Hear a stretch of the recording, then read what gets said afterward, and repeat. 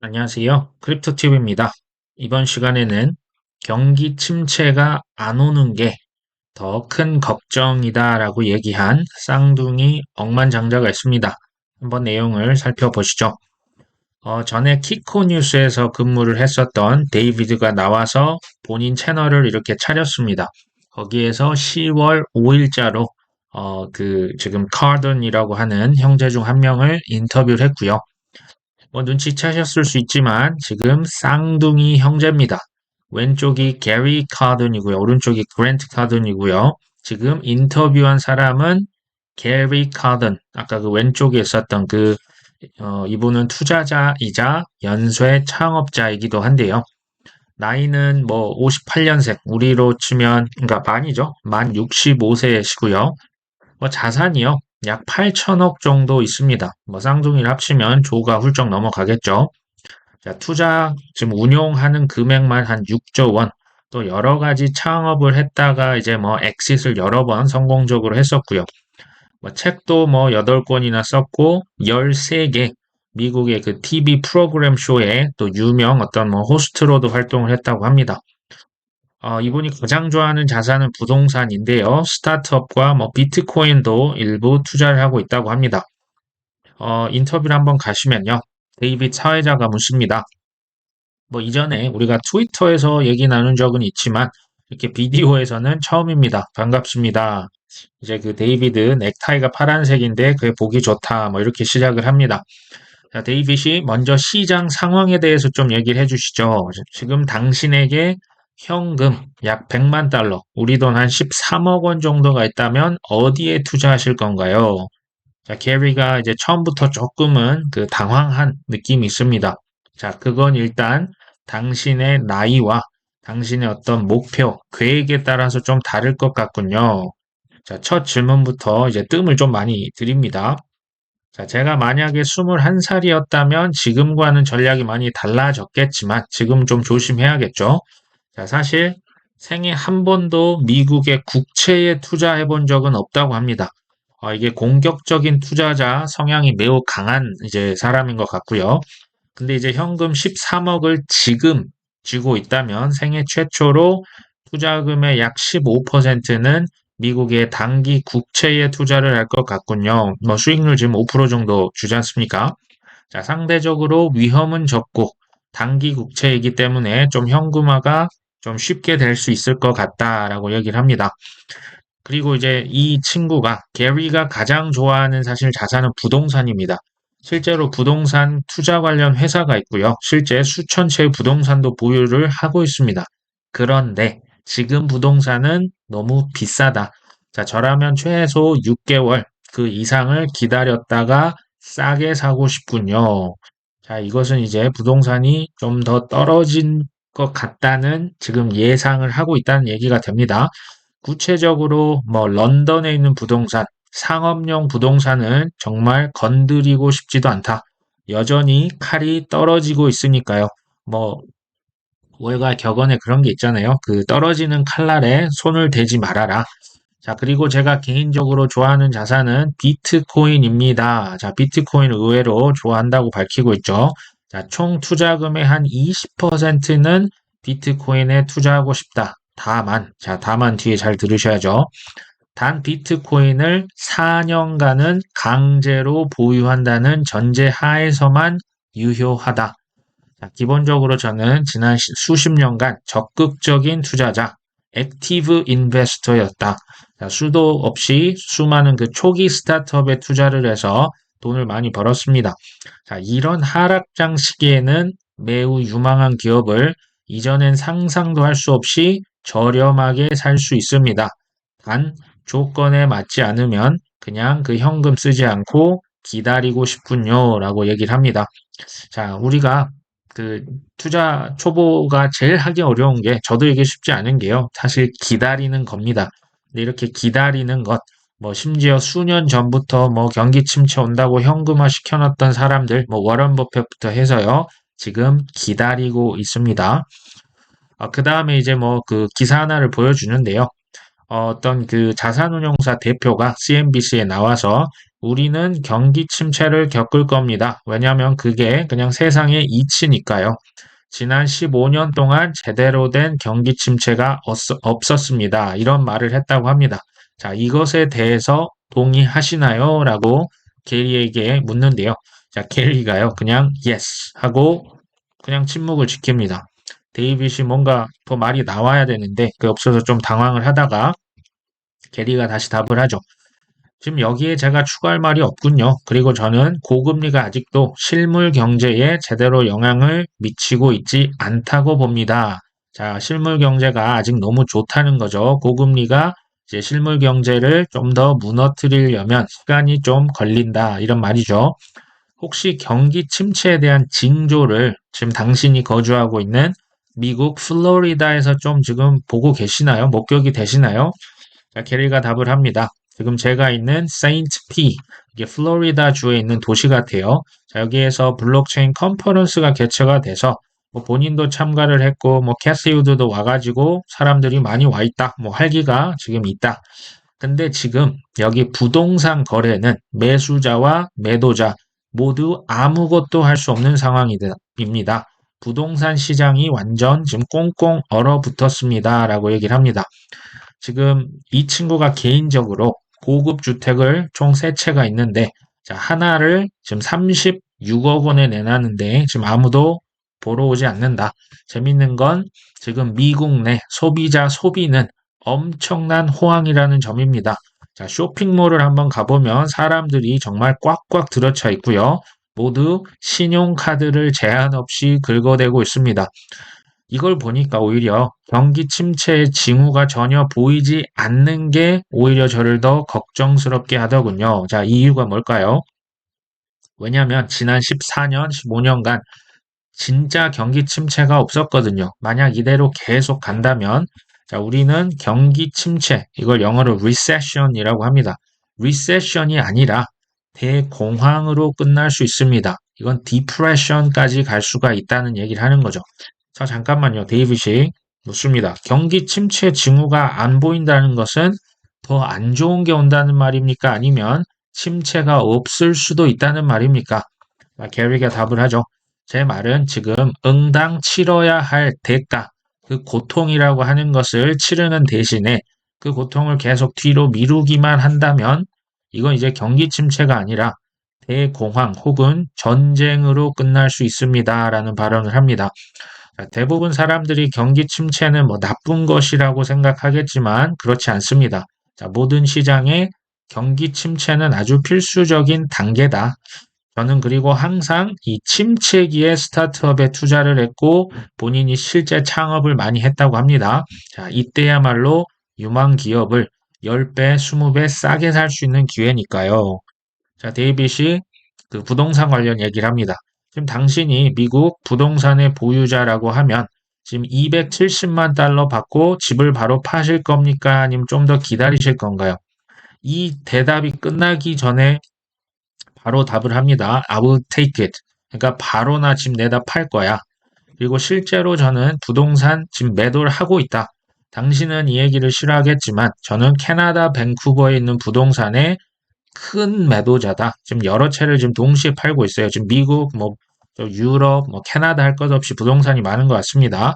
그러면서 데이빗 미안합니다. I'm sorry라고 하는데 실제 지금 이 사회자 데이빗의 고향이 캐나다의 밴쿠버입니다. 그래서 미안하다고 했고요. 밴쿠버에 있는 거 지금 부동산 그냥 다 갖다 팔고 있다. 이게 뭐 재밌어서 제가 한번 캡처를 했습니다. 지금 제가 아까 뭐 말씀을 드렸다시피 뭐 워런 버핏이다, 월가다, 글로벌 뭐 IT 대기업들 지금 뭐 하고 있습니까? 자산 매도를 통해서 현금을 축적하기 위해 부단히 노력하고 있죠. 지금 시장에 그 어떤 때보다 불확실성이 큰 시기를 기업들이나 이 부자들, 좀 스마트한 억만장자들은 현금을 쌓기 위해서 노력을 하고 있습니다. 지금 게리도 마찬가지죠. 자, 경기 침체가 뒤로 미뤄지면 미뤄질수록 그 고통은 커질 수밖에 없다.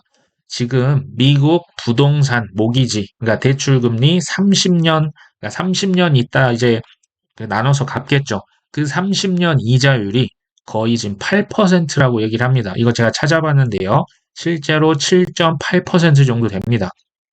제가 3년 전에 주택 미국에서 두 채를 샀는데 그 두 채 모두 가격이 지금 두 배로 올랐다. 그 중에 하나가 제가 110억 원을 주고 산 그 이제 고급 주택이 있는데 지금 190억 정도 하더군요. 굉장히 고급 유니크한 주택이니 더는 캐묻지 말아라. 자, 또 다른 집은 163평짜리가 있는데 뭐 수영장도 있고 조명 달린 농구 코트장까지 갖췄다. 근데 이것도 가격이 두 배 올랐는데 지금 1년째 집이 팔리지 않고 있습니다. 제가 저 집 살 때 시장 그 대출 금리가 3.25%인데 말씀드렸죠. 지금은 거의 8%에 육박합니다. 그 말이 의미하는 건 뭐다? 지금 저 주택들의 가격이 많이 떨어져야 한다는 것을 의미합니다. 지금 본인 주택임에도 가격이 지금 비싸도 너무 비싸, 너무 많이 올랐다라고 얘기를 하는 거죠. 자, 데이빗이 또 재밌는 질문 하죠. 당신이 자녀들에게 유산을 남겨준다면, 원래 지금 게리가 부동산을 굉장히 좋아하는 투자자라는 걸 지금 알고 있거든요. 부동산을 물려줄 거냐, 비트코인을 물려줄 거냐, 지금 이런 질문을 합니다. 게리는 망설임 없이 비트코인이라고 답을 합니다. 왜냐고요? 자, 지금 미국의 와이오밍 주에 수천 명의 백만장자들이 이제 뭐 돌아가시면서 자녀들에게 큰 농장, 부동산을 증여를 했다고 합니다. 근데 그 자녀 중 대다수가 그 농장의 재산세, 그러니까 세금조차 내지 못하고 있다는 사실을 아시나요? 자, 자녀들이 자산을 상속받게 되면 그들이 원할 때 그 자산을 마음껏 좀 팔 수 있어야 되는데 부동산이 잘 팔립니까? 특히 이럴 때는 굉장히 팔리지 않죠. 이게 이제 굉장히 치명적인 약점이라고 얘기를 하는 거고요. 저는 제 자녀들이 자산 유지 비용을 좀 내지 않았으면 한다. 뭐 보험료도 있고요. 뭐 여러 가지 세금이 있습니다. 그뿐인가요? 지금 제 주택 잔디 깎는 사람에게 한 달에 1,000달러 정도 주고 있는데 그분은 제게 곧 임금 상승을 요구할 것이 확실시된다. 왜요? 잔디 깎을 때 그 기름을 쓰잖아요. 그 기름 가격이 폭등했기 때문이요. 자, 실제로 미국에서 수많은 노동자들, 그들의 고용주에게 임금 인상을 요구하고 있죠. 미국의 노조 힘이 또 어느 정도 셉니다. 이건 또 하나의 사회 문제가 될 수 있어요. 지금 고물가, 고금리, 고유가, 부동산 가격 상승, 보험료 상승, 음식 가격 상승, 또 지금 실업률이 역대급으로 낮죠. 자, 저는 모두가 이 상황을 어떻게 계속 감당할 수 있을지 솔직히 모르겠다 하고 쓴웃음을 짓습니다. 자, 지난 14년 동안 제대로 된 경기 침체가 있었나요? 자, 글로벌 금융위기 2008년, 또 코로나 때 우리가 해야 할 숙제를 잘 했나요? No라고 답을 스스로 합니다. 그러니까 그때 제대로 된 처방이 아니라 그냥 돈을 찍어서 위기를 넘기는데 급급했다. 지금 얘기를 하는 거죠. 지금 그 한 돈을 1억 달러, 그러니까 우리 돈 이게 1,300억 원인데요. 그 거리에 나가서 한번 구해 보시라. 대출금리 뭐 6, 7, 8%로 알고 있는데 그 택도 없는 소리다라는 거죠. 지금 1,000억 빌리려면 14%에서 금리를 무려 대출금리 18% 줘야 겨우겨우 구할 수 있다. 자, 그만큼 지금 돈이 귀하다는 거죠. 금리는 높고요. 미국 사람이 지금 총 신용카드를 6억 개를 들고 지금 맥스로 긁고 있다. 이미 최대치에 도달했고 이 연체율이 높아지고 있잖아요. 그 연체 이자율이 24%에 달한다. 이건 뭐 제가 그냥 웃자고 한 겁니다. 지금 게리의 집들이 잘 팔리지 않고 있다. 뭐 얘기를 아까 했었죠. 자, 사회자 데이빗이 사람들이 돈이 없어서 비트코인 같은 위험 자산에 투자하지 못할 거라는 건가요? 그러면 좀 가격이 떨어질 수도 있는 거 아닌가요? 뭐 기술 주식도 마찬가지겠죠. 그에 대한 질문에는 게리가 바로 yes라고 답을 합니다. 지금 전 세계에 유동성 문제가 심각하고 유동성은 모든 시장에 영향을 미친다. 지금은 어떤 뭐 기업의 어떤 펀더멘탈보다도 유동성이 훨씬 큰 영향력을 미치고 있고요. 사람들은 지금 팔 수 있는 것을 모두 팔고 있다. 여기서 비트코인을 제가 과하게 홍보하고 싶진 않지만 비트코인은 세계에서 가장 유동성이 높은 자산 중 하나다라고 답을 합니다. 지금 중요한 게 뭐라고요? 이 게리는 억만장자는 유동성을 지금 언급을 합니다.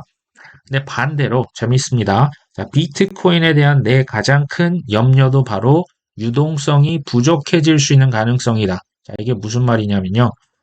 전 세계 백만장자들, 지금 가정을 하는 거예요. 자, 6,200만 명이 각자 비트코인에 2,500달러, 뭐 우리나라 한 340만 원 정도 지금 투자를 한다고 가정을 해보는 겁니다. 실제로 될 수 있죠. 또 현물 ETF까지 되면요. 자, 굳이 백만장자가 아니라도 뭐한 3, 400만 원 정도 투자하는 걸로 뭐 이렇게 막, 나 죽겠어라고 하진 않잖아요. 자, 상기 비트코인 매수 금액을 이거 지금 금액으로 환산하면 그러니까 비트코인으로 환산해보면 비트코인 470만 개다라고 얘기를 합니다. 자, 어떤 고래가 나타나서 비트코인 400만 개를 지금 팔고 싶다면 어떻게 합니까? 자, 실제로 이렇게 합니다. OTC, 장외 거래를 통해서 빅보이들에게 그 비트코인을 팔아 넘기는 거죠. 자, 그런데 이거 일반 거래소 쓸 수 있는 물량이 아니죠. 근데 만약에 누군가 비트코인 400만 개를 사고자 한다면 어떻게 될까요? 400만 개를 살려면요. 재미있는 상황이 연출된다. 지금 이 친구가 하는 얘기는 비트코인 수량이 총 해봤자 2,100만 개인데 그 중에 뭐 20%, 30% 어디 가 있는지도 모르고 이미 고래들이 다 가지고 있잖아요. 그래서 지금 비트코인 현물 ETF 출시도 되기 전인데 그러니까 큰 손들이 오기도 전인데 지금 누군가 이렇게 막 몇십만 개, 몇백만 개를 산다면 가격이 미친 듯이 올라갈 수 있다. 지금 그 얘기를 하고 있습니다. 방금 이제 데이빗이 얘기를 하죠. 그 얘기한 유동성 부족이라고 하는 거, 살려고 해도 살 수가 없고 팔려고 해도 팔 수가 없는 유동성 부족이 그간 비트코인 현물 ETF를 승인하지 않는 이유이기도 했다. 자, 개울가 재밌는 얘기를 합니다. 자, 내가 장담을 하는데 최상위 15개, 탑 20 대기업, 국부펀드, 연금펀드, 자산운용사, 뭐 블랙락 포함해서요. 이들이 비트코인에 대해서 하고 있는 얘기가 뭐다? 내가 비트코인 100만 개를 살 수는 있다. 뭐 살 수 있죠. 충분히 살 수 있습니다. 뭐 2천만 개 다 살 수도 있는 돈인데요. 우리가 나중에 시장을 과연 빠져나올 수는 있을까? 자, 살 수는 있는데 할 수는 있을까? 누가 이거 받아주는 사람이 있을까라는 거죠. 왜냐하면 물량이 너무 많으니까요. 자, 본인의 개인적인 인생 멘토가 있는데 그가 내게 해준 말이 있다. 항상 공짜 치즈는 쥐덫에 있다. 그러니까 세상에 공짜는 뭐다? 독약이다. 뭐 이런 얘기 굉장히 좋아한다고 합니다. 자, 이게 이제 무슨 얘기냐면요. 자, 수십조, 뭐 수백조를 굴리는 펀드, 뭐 자산 운용사들은 비트코인 투자를 쥐덫에 있는 공짜 치즈라고 생각을 한다는 거예요. 이유가 뭐다? 돈을 벌려고 들어왔잖아요. 투자를 했는데 탈출이 안 된다는 겁니다. 쥐덫에 그냥 걸려버린다는 거죠. 그 비트코인 400만 개를 팔 수가 없다. 저희는 이거 사실 생각해 본 적이 없는데 그럴 수 있을 것 같다는 생각이 듭니다. 그러니까 이제 공짜 치즈를 조심해라. 비트코인이 이제 쥐덫이라고 하는 게 저도 이거 처음 들어봤습니다. 아무튼 그렇고요. 진짜 웃기다. 자, 페이스북도 사람들이 이거 공짜니까 들어가지만 이거 나올 수가 없다니까. 그러니까 사람들이 계속 글 쓰고 뭐 자랑하고 인스타그램도 마찬가지잖아요. 자, 이런 암울한 경제 상황에서 우리 어떻게 투자해야 할까요? 자, 경기 침체가 지금 거의 확실시되는 상황에서 현명한 투자법, 그리고 어떤 자산들이 대안이 될 수 있을까? 자, 혹시 비트코인이 대안이 될 수 있을까요? 아니면 지금은 잠시 시장을 떠나야 할 때일까요? 자, 아쉽지만 이곳은 제가 다음 시간에 말씀을 드릴 수 있도록 하겠습니다. 오늘도 끝까지 시청해 주셔서 감사합니다.